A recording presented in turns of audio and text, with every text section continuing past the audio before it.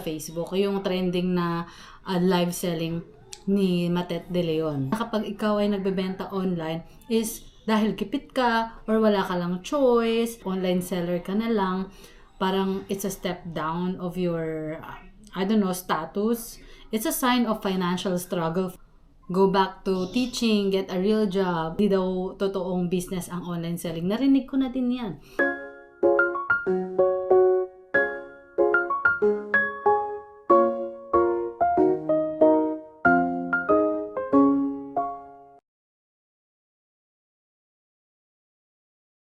Hello friends! Welcome back sa Mezzy Life. Isa na namang araw ng kalokohan. Ako na naman paggagawa namin. Siguro mga 9 o'clock kami nagising. Tanghali na. Hindi pa ako nakapag-pack. Pero nakapag-homeschool na kami ng mga kids. Tapos, parang nasa mood na silang maglaro. Hindi pa ako nakakapag-pack.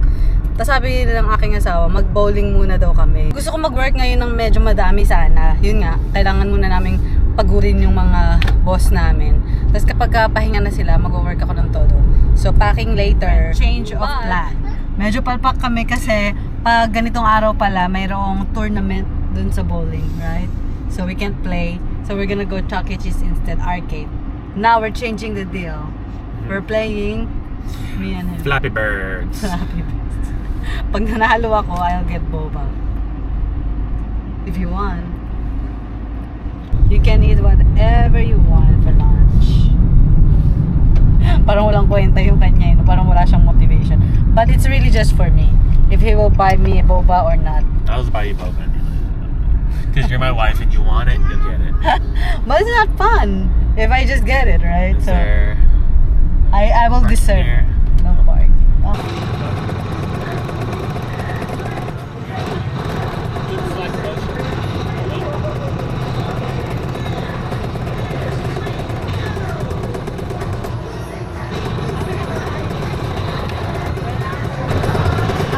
Take a picture with Maya.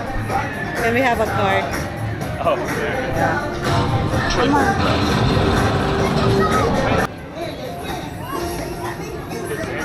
Okay. 2 people. We got it. Yeah. Good there, Maya. Good there, Maya. We take a picture. We took a picture, Mommy and Maya. Right there. So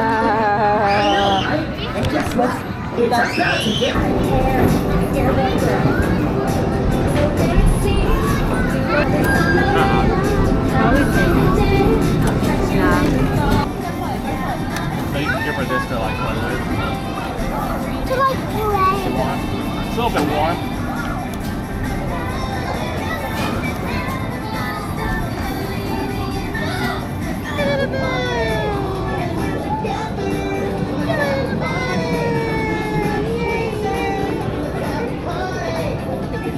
Right here. So this is me, this is my husband. Okay, ready? Wait, I'm blue.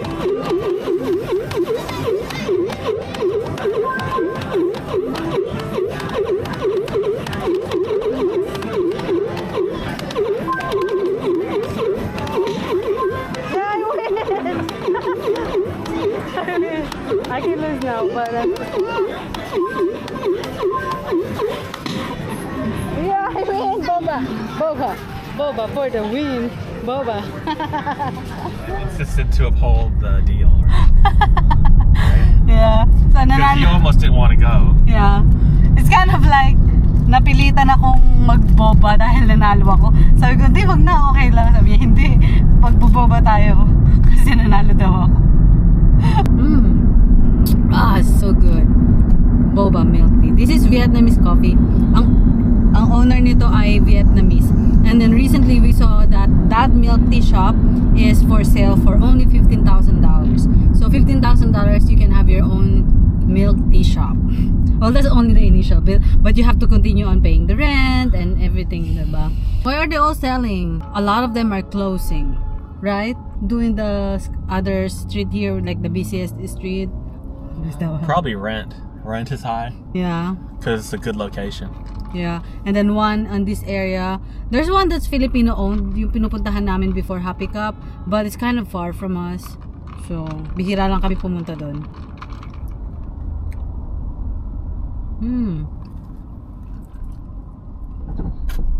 You can share my winnings. Hi friends, we're home. Ayan. Quiet time ng mga bata with my husband. So, ako yung mag-work, magpapak. Pero, bago ako mag-pack ng order, i-unload ko muna yung mga shipping supplies na dumating from eBay. Ito, boxes to. Ayan. Para lang makaluwag-luwag dito bago ako mag-pack. Kasi medyo masikip talaga dahil din sa mga paninda na minove ko from the trailer nung isang araw. Kasi diba namili kami kahapon. So, ayan. I need to make space. Pwede pa natin i-reuse.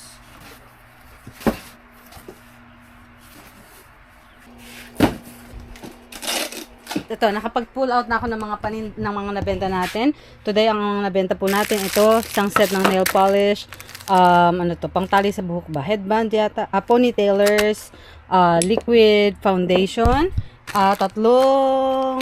limang reading glasses, isang sunglasses case. Dito naman, dalawang Pokemon earrings, dalawang leash for pets, sando. Ito ay mask. Ito naman ay pang curl ng buhok at light bulbs. So, yan lang po ang ating nabenta for today. Ipapak ko na. So, after ko po mag-pack, ito naman ang ating tatrabahuhin. Ayan yung mga galing sa trailer na kailangan kong i-store dito. Kasi hindi tayo sure kung saan natin ilalagay.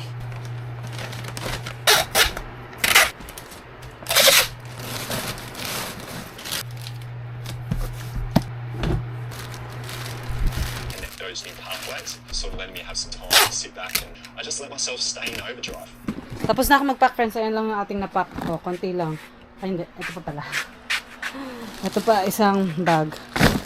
Ayan. So, ngayon ito na ang aking gagawin. Sabi ko nga, meron tayo ditong mga paninda. Ito, itong tatlong plastic bin na yan. Tsaka meron pa sa kabilang side na storage room. Yung nakalist na, pero wala pa silang proper na storage. So, ilalagay ko yan sila dito at lalagyan natin ng item number para kapag nabenta, madaling hanapin. Pero, ayusin ko muna to kasi meron dito medyo magulo. So, for example, yung mga stickers na yan, papakita ko sa inyo, yung parang superhero sticker shop for kids. Nung nakuha ko yan, it's supposed to be free, parang free na sticker kapag may bumili sa akin ng superhero mask na pangbata.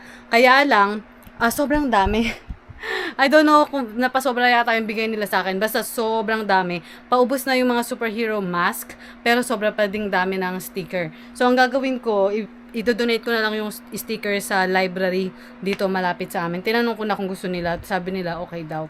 Kasi alam ko, lagi silang namimigay ng sticker sa mga bata. So, yun. Bibigay ko sa kanila yung mga sticker. Malaking space din yung mababakante. Matagal ko na yan gustong i-dispose. Kaya lang hindi ko alam kung ano yung gagawin ko. So, ngayon, i-donate natin. So, ilalagay ko siya dito sa box. So, ito siya, friend. Ganito. Sobrang dami, di ba? Feeling ko, napasobra ng bigay ito sa akin dati.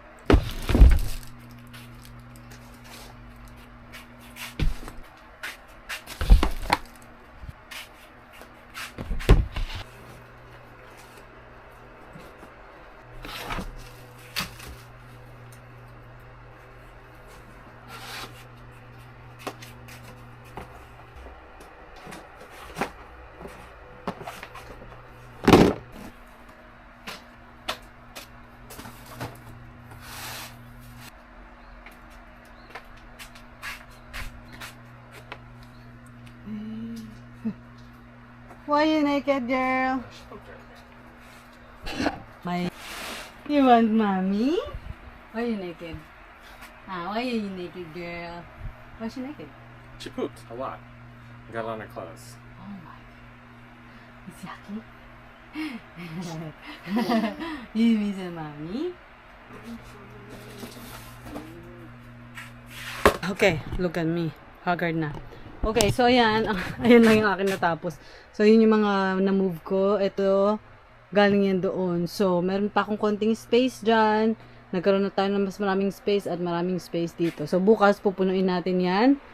Itong yung mga yan, ilalagay natin doon. Pasok na ako at mukhang gutom na si Maya. Sit here. So, ayan. Tatapos ko lang maghiwa-hiwa ng mga gulay. Magluluto ako maya-maya. Galing tong gulay na to sa aking mother-in-law sa kanyang garden. Hi, Oma. Thank you po thank you for the vegetable. Oma, ayan. So, ayan. Bago ko magluto, chichika muna ako sa inyo. Kasi may nakita ako kanina sa Facebook na medyo inis ko. Medyo uminit yung ulo ko. Na medyo light lang naman. So, for sure nakita nyo rin to sa Facebook. Yung trending na live selling ni Matet De Leon.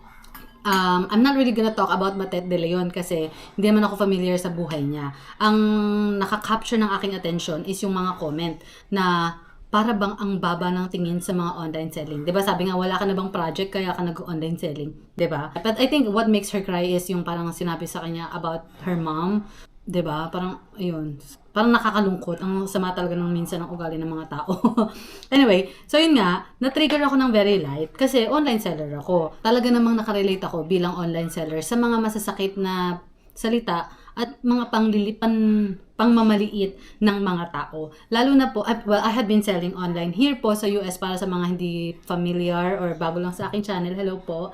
My name is Lori, online seller po dito sa Amerika for almost 6 years now. Nag-start ako 6 months after kong manganak sa aking firstborn. Dating po ako dito sa US bilang teacher, 8 years ago.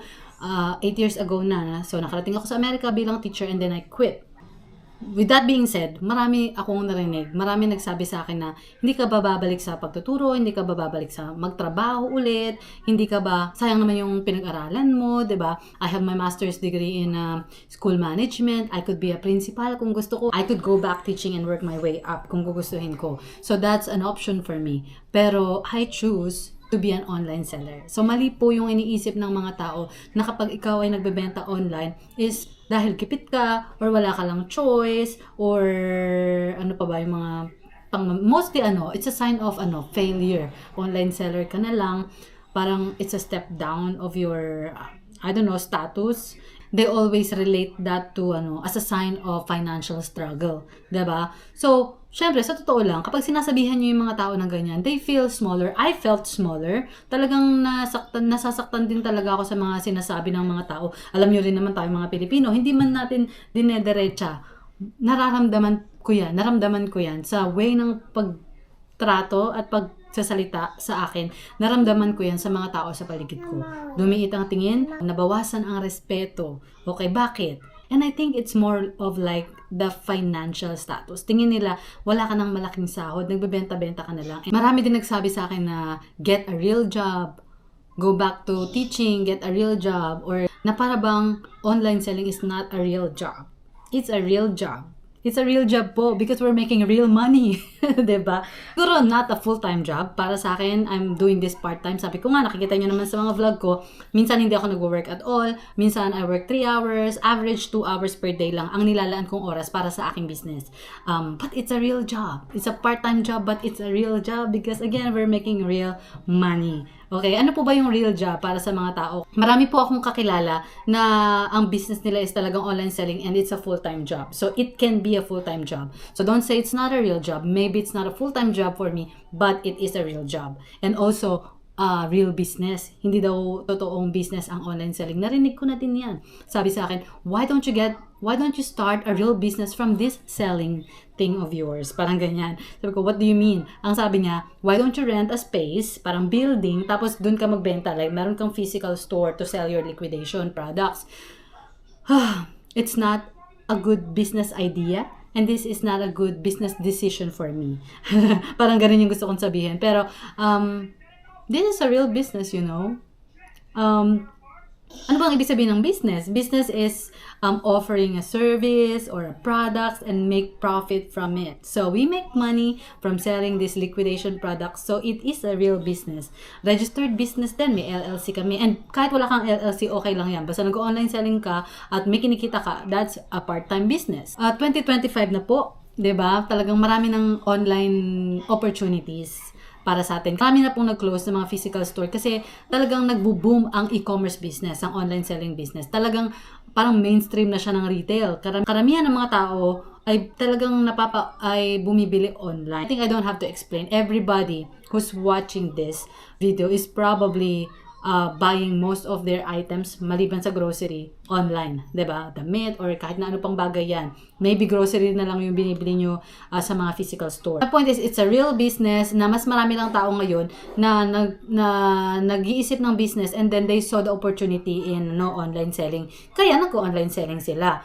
'Di ba? Or nag-online selling kami. I think yung judgment ng mga tao ay nanggagaling din dun sa physical labor na part ng online selling. Kasi baka kapag nag-online selling ka or pag may business ka, ang expectation is that pag sinabi mo online business owner ka, ang expectation para bang ang nai-imagine ng mga tao is you're in your fancy office managing your business from your office, 'di ba? Parang gano'n. Pero pag online seller ka, ang daming physical labor, nagpapack, 'di ba? Nagbubuhat ng mga boxes, ganyan, nagpo-drive ng truck. Maraming physical labor na part ang business na online selling. And again, sa yung mga tao, I think we have to change that perception na kapag physical labor is mababa ang sahod or parang mababang trabaho. Alam niyo yung mga plumber dito, example lang. Yung mga plumber dito sa Amerika, malaki ang sahod. Nasa $30 per hour sila. O, diba? Medyo physical labor yun. Pero compare natin, let's say bank teller. Ang mga bank teller, yun, medyo fancy kasi nasa aircon, nakadamit ng maganda, diba? Mga ganyan, medyo fancy. Pero ang sahod nila is nasa around $15 to $20 per hour. Dito sa North Carolina, ha? Hindi ko sila minamaliit, hindi ko po minamaliit yung mga bank teller. I'm just sharing the point. I'm just making a point na hindi lahat ng fancy or mukhang fancy ay for sure na ideal at malaki ang sahod or malaki ang kita. At the same time, hindi lahat ng mga physical labor na mga trabaho ay mababa ang kita. So, dapat baguhin na natin yung ganung mindset, 'di ba? And it's not only for Filipinos, sa Americans. I know because meron ako mga Facebook group ng mga kasama yung mga Americans din, mga eBay and Amazon seller.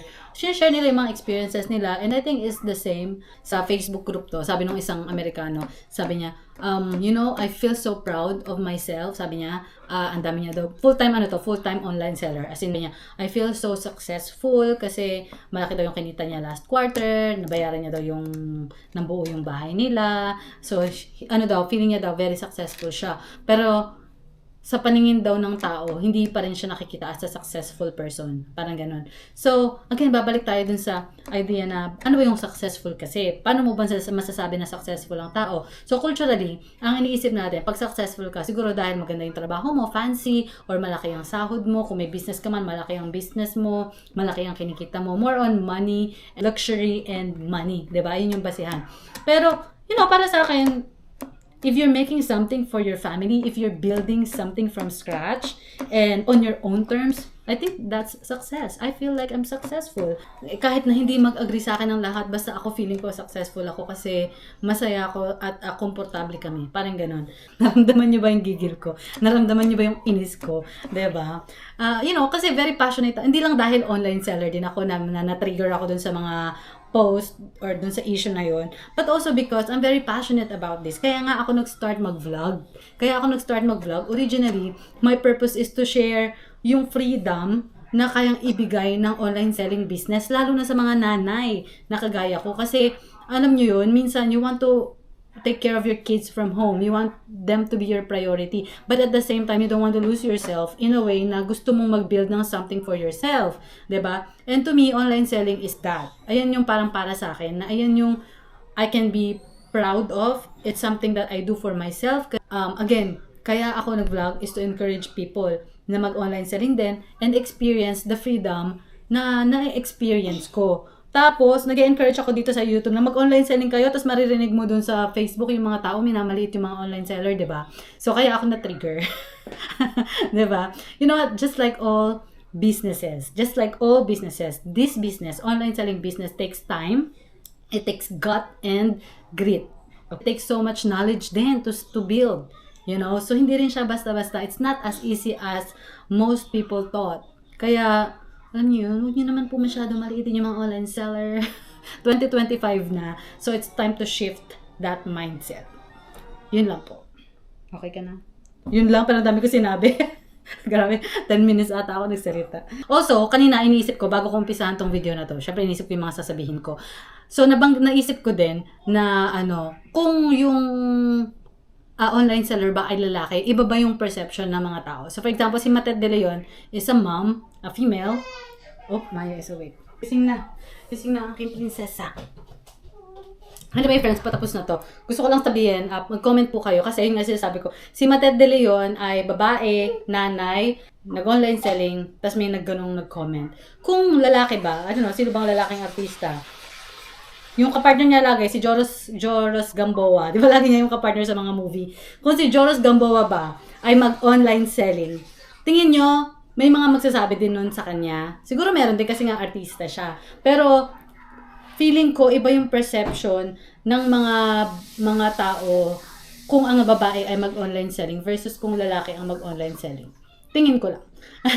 But let me know po sa comment section below if you agree kung iba nga ba ang tingin ng karamihan ng ating society sa mga online seller na babae versus online seller na mga lalaki. So, but for now, balik muna ako sa motherhood. See? Gising na ang aking baby. Thank you for watching! Till the next video. Bye!